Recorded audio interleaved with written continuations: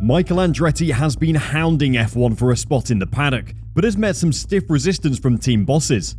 It isn't just team bosses though that are against it, there is a financial mountain that needs to be ascended first. As they say, cash is king, and does Andretti have enough? Christian Horner doesn't seem to care about how much money Andretti has though. He knows another reason the American won't make it to the grid. Formula 1 is currently undergoing a transformation. The sport is growing at the kind of rate that marketing teams can only dream of. The 2021 season finale in Abu Dhabi drew 108.7 million viewers, 29% more than the same race in 2020, and the highest viewing figures for a race during the season. A big part of this has been Netflix's Drive to Survive, which has opened the sport to a younger audience in territories such as the United States, where it previously had struggled against big domestic competition such as NASCAR and IndyCar. Thanks to the behind-the-scenes docuseries, there is a whole host of fans who are new to the sport and they want someone to get behind. The Haas Formula 1 team is owned by American Gene Haas, but are actually based in Maranello in Italy, in a factory adjacent to the Ferrari F1 team. They've been reluctant to take on the guys of America's Formula 1 team so far.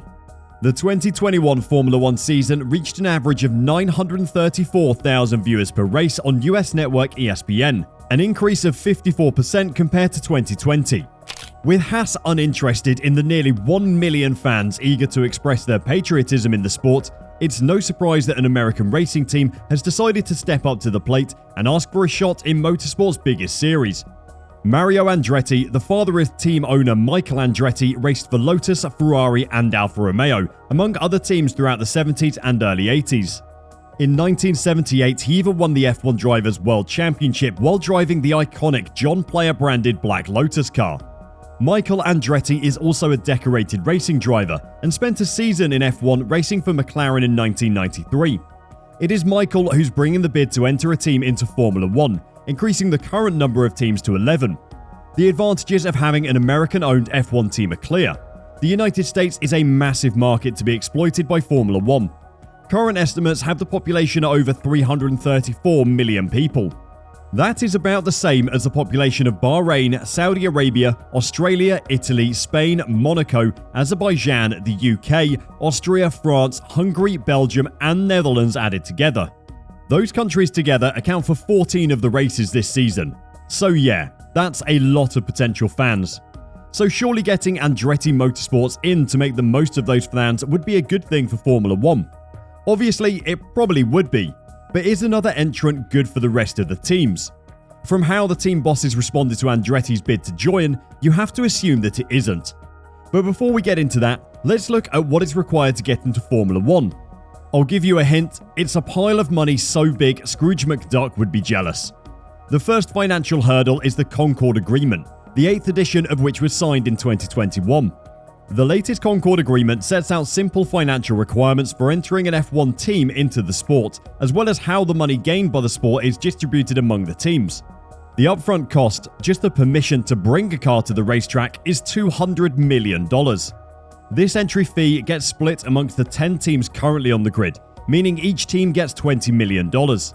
That might sound like a lot of money to you and me, but in F1, it is the kind of money they find stuck down the back of the race seat. Think about it. The budget cap for this year is $140 million, meaning that $20 million will only cover the team's expenses for 14.3% of the year. And that doesn't include things like driver salaries and team boss salaries.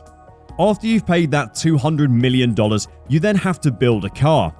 I'm sure you can all imagine just how expensive that can get. Mercedes team boss Toto Wolff was asked about Andretti joining the sport and what he thought of their bid. From his comments, he didn't seem impressed. Andretti is a significant name for sure, and the American market is important. Every team that is joining needs to add value. It's not only by paying $200 million entry fee, but it needs to demonstrate, in my opinion, what it can do for all the other teams and for the Formula 1 and the FIA. Only then the sport will grow. We are the absolute pinnacle. This is a Champions League or the NFL, and redistributing franchises on the go is not how it should be. It's not the intention of F1 and the FIA either. But if a real brand with good people, necessary funding, not only the $200 million, but probably you need more around $1 billion if you want to play in this club straight from the get-go. then why not? Toto gives a few reasons in that statement for Andretti not being given a spot, but it is the first point he makes that is the most interesting. He might not say it out loud, but reading between the lines, he doesn't think Andretti Motorsport brings enough to the table to split the pot with them. Christian Horner, though, thinks it isn't just about Andretti Motorsport or any other potential team. His reasoning for Andretti not joining the Formula 1 grid in the future is that the economics of Formula 1 mean that a new team joining is just impossible, no matter who it is. Speaking to Sky Sports F1, Horner conceded, "I think if you remove the economics, then to have 24 cars on the grid is a good thing. And I think it would see more young drivers that are struggling to make it in. It would see them getting in." This is an especially interesting point in light of everything that's been happening with Oscar Piastri. There is a small pool of motorsport drivers who are good enough to race in Formula 1 and deserve a chance in the sport. After all, they've dedicated their entire life to getting there. All it takes is for them to win Formula 2 at the wrong time though, when there are no seats on the grid for a year or two, and that's it, career over. They get stuck in IndyCar or NASCAR or touring cars or Formula E. No offense to those race series, but when you've wanted to be in F1 since you were old enough to ride a car around the garden, then that is bitterly disappointing. Just imagine if we had 4 more seats on the grid and Oscar Piastri, Nick de Vries, Colton Herta and Filip Drugovich could all make it to the grid. It wouldn't just be exciting, it would be good for the sport as well. Horner then went on to highlight why, as things currently are, that could never happen though. The problem is always going to be, how do you address the finances? Because by bringing 2 more teams in, you just dilute the pots for the 10 that are there, and there is no relegation or promotion system. So it is going to be something that the promoter, Stefano, is going to have to justify, particularly to the smaller teams. If they're going to have to give up $5, $10 or $15 million for the sake of another entry coming in, why would they do that? Like all things, the commercials will drive it. If you look at it from an idealistic point of view, I'd fully support 12 teams. But when you look at the numbers and what it is going to cost each team individually, that is where it falls over. I know Horner highlights the smaller teams, but it isn't just them, it's every team on the grid. No one wants to make their slice of the cake smaller.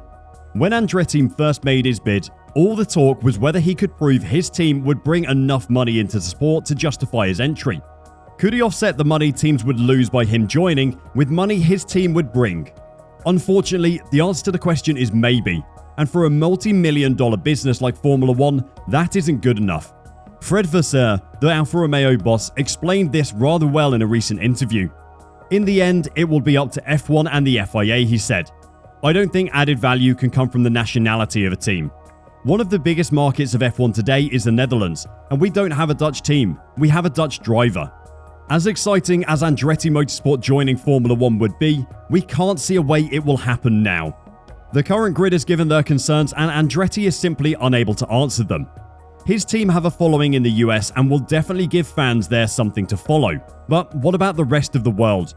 If Audi or Porsche had been the ones trying to launch the 11th team, the response may have been much more positive. But unfortunately for Andretti, his company doesn't produce luxury cars with a worldwide reach. And that will always and forever be the reason that F1 won't let him enter a new team. Want to know more about what is going on in the world of F1? Then click the video showing on your screen now and I'll see you there.